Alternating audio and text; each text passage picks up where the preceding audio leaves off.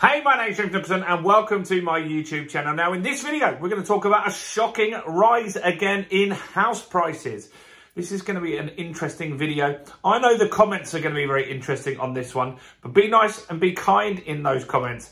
This isn't my opinion. This is data from the Nationwide. And so Nationwide have just released their data for April.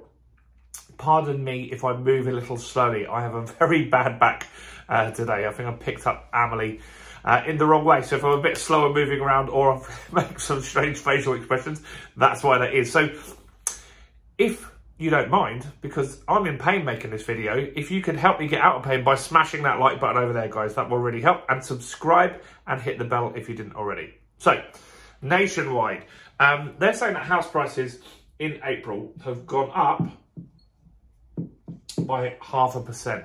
And that was a bit of a surprise, according to them and other people as well. It was expected that we'd at least have a level market, if not a partial decline. And it's interesting to see. And so they've got quite a lot of data and reasons why they think we're at this level at the moment. So, look, there's a lot of doom and gloom out there. It is harder, definitely, with all this cost of living crisis and stuff like that. But it shows the property market is still fairly robust. And I'm still standing by my opinion that the market won't crash as much as people expect this year. We're already in May now, and it's going to take a lot longer than people might think, if at all it does happen. So Robert Gardner, he's one of the senior economists at Nationwide, and he's saying that they just aren't seeing like the data to show that there is going to be some big crash.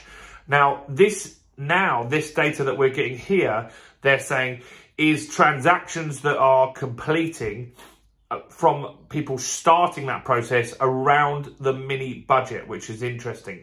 So that is when the market was in big chaos at that time. We thought rates would rise to 6.5%. Fortunately, they haven't.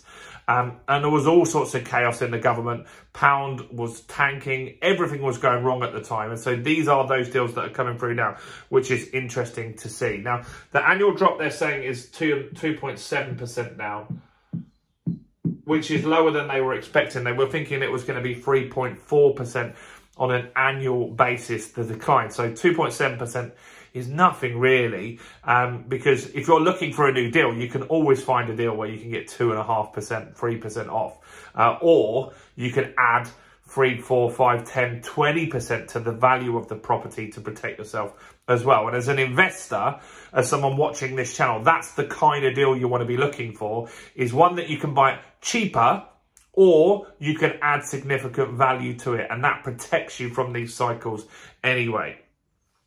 Now, what they're saying is that there has been some strong wage growth. Obviously, that's less than inflation. So, yes, that's made things a little more difficult. However, there has been wage growth, and that has made affordability that little bit easier.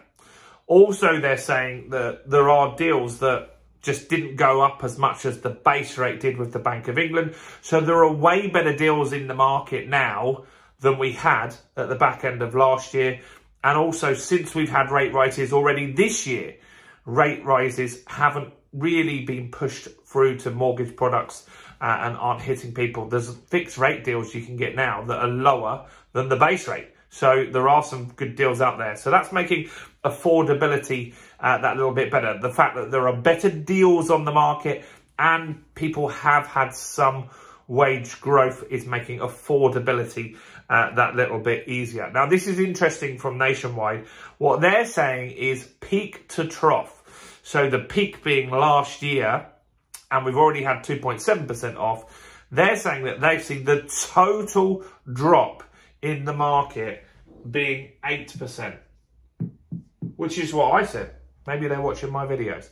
But that's what I predicted as that being what we would see as the ultimate end game here is an 8% drop in the market. Now, what we've also got to look at here is right now there is more demand. So there aren't loads of properties on the market at the moment, and buyers are coming into the market right now. So right now there are new buyers coming in, which means it's keeping prices up.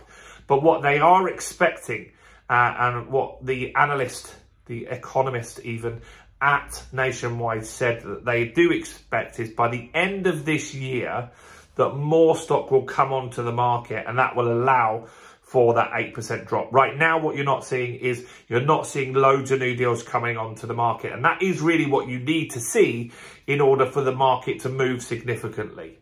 They're saying the Bank of England interest rates, they expect a little bit more, but not much more with a rise there. So they pretty much peaked as well.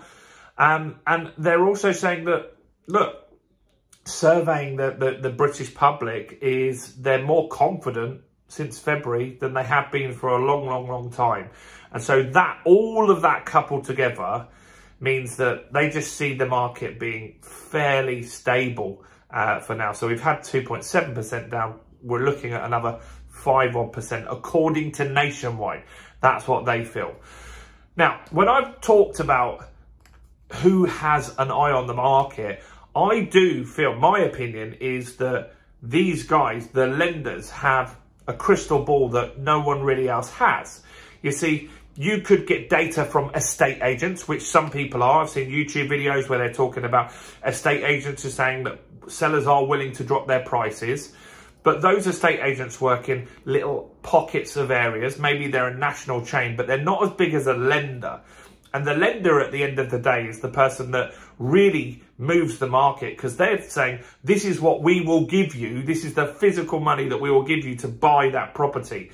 And so they've got so much more data than anyone else. They know the deals that are being approved this week, and those are the deals that will be completing by the end of this year.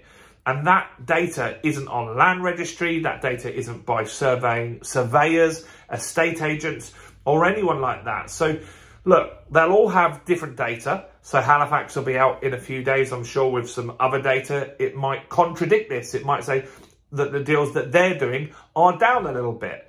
But it's good to get opinions from as many different sources as you possibly can. I think that's a really important message to get across here is, look, at the end of the day, whatever happens with any part of the market, whether it's up, it's down, or it's sideways, what you should be looking for is deals that are below market value, that you can add value to those deals. For example, taking a one-bedroom flat, turning it into a two-bedroom flat, adding an extension to a property, buying from someone that needs to sell fast or through an auction, or looking at lease options.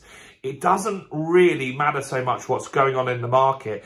What's very important is that you buy the deal right initially. You make your money in property when you buy, not when you sell. And then you also need to hold that property. If you're looking to flip deals, those sorts of strategies at the moment could be a little risky, because where I see the biggest risk in the market is lenders pulling deals. That's what happened in 2008.